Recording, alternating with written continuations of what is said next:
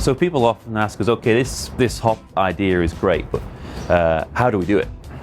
You know, we like the ideas, but what next? So we like to talk about the HOP journey and the kind of 5 key phases of HOP integration. We use phases as opposed to steps because it's not necessarily a simple step by step, do this, check, do this, check, done. So it's phases, and these are kind of integrative and they overlap. So the first thing we really need is to get someone who's ideally in senior leadership, but it can be anyone in the organization who kind of develops this initial interest and kind of starts to plant the seed in the organization that, hey, there's this other way of doing things in safety. I think it's worth looking at.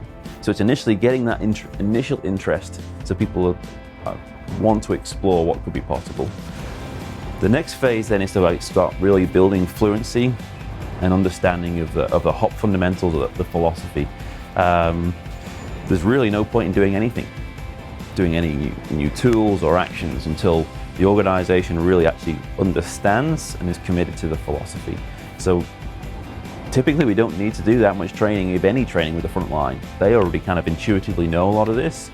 So we start with senior leaders and management and supervision and so forth, and build this fluency and knowledge of the HOP fundamentals. Once that's in place, then we can start to do some things differently. And our third phase then is to introduce operational learning, whether that's through learning teams, field insights, a combination of other methods too. We can start to get that real information about the blue line from the organization that we can start to then work with to learn and to improve.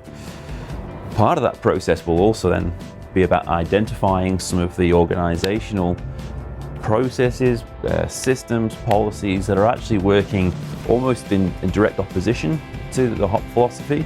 So we can start to build organizational alignment.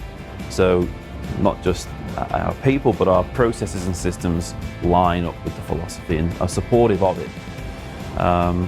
So we've gained the interest, we've built the fluency with the philosophy, we've started operational learning, and then we start building alignment across the rest of the organization.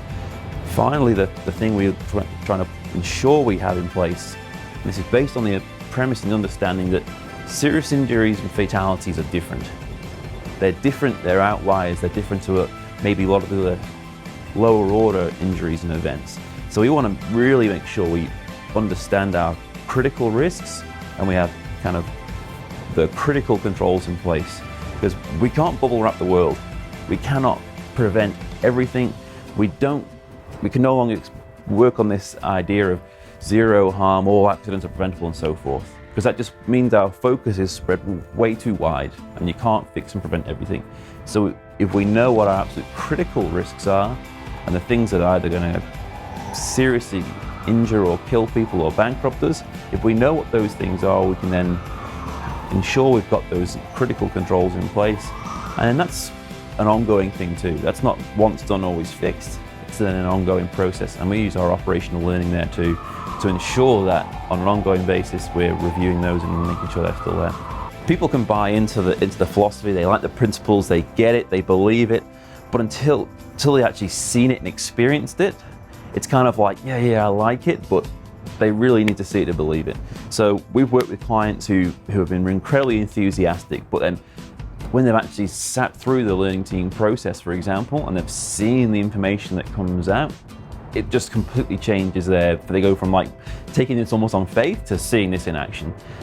One organization we worked with, the plant manager had done the training, finished pretty much on the Wednesday. The Thursday there was a learning team done at his site, and there was a lot of learnings that came out of that activity, which maybe prior to the training would have been bad news. This would have been stuff which would have had, in normal circumstances, there would have been potentially disciplinary action and there would have been all kinds of unpleasant conversations being had.